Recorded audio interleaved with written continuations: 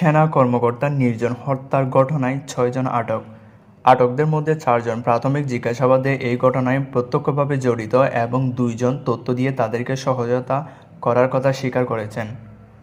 কক্সবাজারের চকরিয়ার সেনাবাহিনীর লেফটেন্যান্ট তানজিম সারোয়ার নির্জনকে হত্যার ঘটনায় জড়িত থাকার অভিযোগে ৬ জনকে আটক করে পুলিশের কাছে হস্তান্তর করেছে সেনাবাহিনী।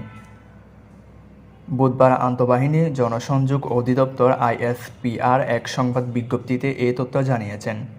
আটকরা হলেন মোহাম্মদ বাবুল, মোহাম্মদ হেলাল উদ্দিন, মোহাম্মদ আনোয়ার হাকিম, মোহাম্মদ আরিফুল্লাহ, মোহাম্মদ জিয়াবুল করিম এবং হুসেন।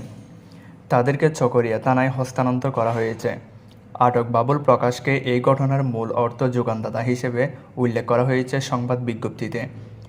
এতে আরও বলা হয়, আটকদের মধ্যে ৪ জন প্রাথমিক জিজ্ঞাসাবাদে এই ঘটনায় প্রত্যক্ষভাবে জড়িত এবং ২ জন তথ্য দিয়ে তাদেরকে সহায়তা করার কথা স্বীকার করেছেন।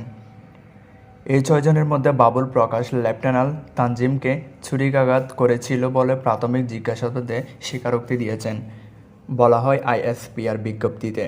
এতে আরও বলা হয়, ২টি দেশীয় আগ্নেয়াস্ত্র, বিভিন্ন ধরনের ১১ রাউন্ড গুলি, হত্যাকাণ্ডে ব্যবহৃত একটি ছুরি, একটি পিকআপ এবং একটি মোটরসাইকেল জব্দ করা হয়েছে।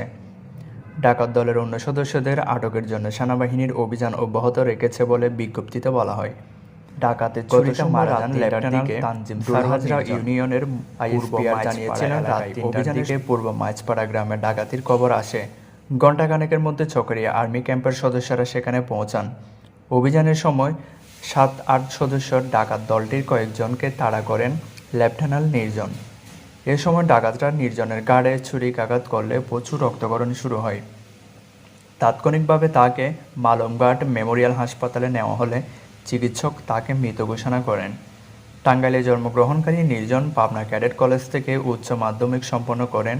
এরপর তিনি মিলিটারি একাডেমি থেকে ৮২তম দীর্ঘমেয়াদী কোর্সের সঙ্গে কমিশন লাভ করেন।